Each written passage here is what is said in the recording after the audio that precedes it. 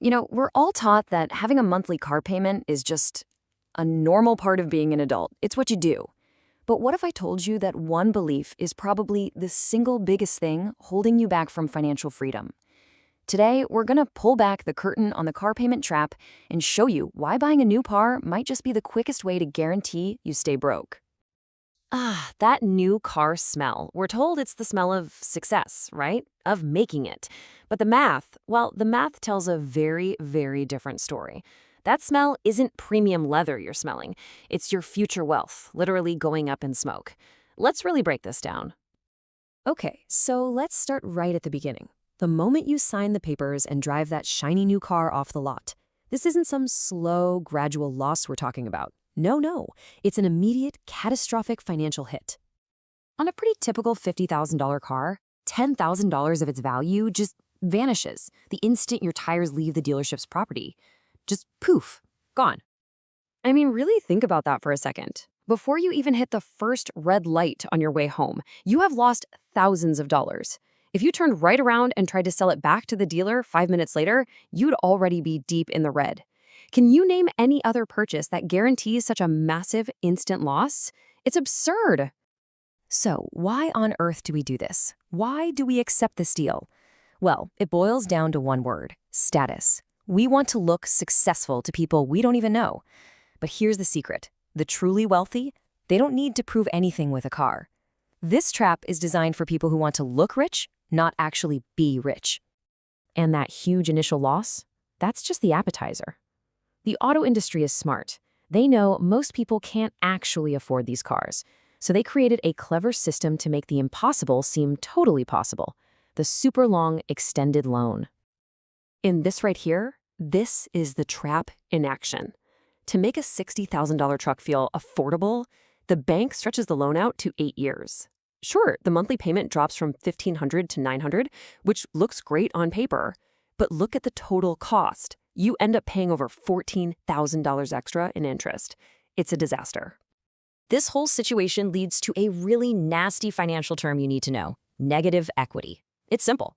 The car is losing value way faster than you're paying it off, so you end up owing the bank more money than the car is even worth. You are financially underwater. And once you're in negative equity, you're trapped.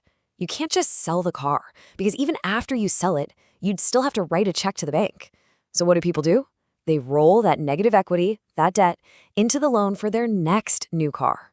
It's a financial hamster wheel, and the faster you run, the broker you get. Okay, so now let's talk about the real cost of that normal car payment. It's not just about the interest or the sticker price. It's about something much, much bigger. It's about the opportunity you're giving up. Right now, the average new car payment in America is over $700 a month. Let that sink in. $700 gone every single month for years and years on end. So let me just ask you this. What if you decided to zig when everyone else zags? What if you drove a perfectly reliable used car and instead you invested that $700 a month? What would your future look like then? Well, the results is absolutely staggering. In 30 years, that new car you paid for is going to be worth basically zero, a hunk of metal in a junkyard. But that same monthly payment, if you had invested it instead, could have grown to over $600,000. You are literally trading a fortune for something that becomes worthless. And remember, it's not even just the payment. It's all the hidden costs that bleed you dry. New cars mean higher insurance premiums. The tech is so complex, so repairs are insanely expensive. The bank requires you to have full coverage, and all the while, it's just constantly, relentlessly depreciating. I call this automotive Stockholm syndrome. It's like we become emotionally attached to our financial captors. We actually defend the car payment, we get attached to the car, we tie our identity to it, even while it's actively destroying our financial freedom. Okay, so how do you break free? How do you escape this trap? The good news is the alternative is incredibly simple, but it does require you to tune out all the marketing noise and just think differently. It's all about buying back your freedom. So here it is, the 3-step escape plan. Step 1, buy a reliable 3 to 5-year-old car. Let some other guy take that massive initial depreciation hit. Step 2, get aggressive and pay that car off as fast as you possibly can. And step 3, This is the magic part. Start investing what your car payment would have been every single month without fail. The moment you eliminate your car payment is the moment you stop being a productivity machine for the bank and you start building your own future. You gain real freedom. The freedom to take a risk, to start a business, to quit that job you hate. That monthly cash flow becomes your ticket to a totally different life.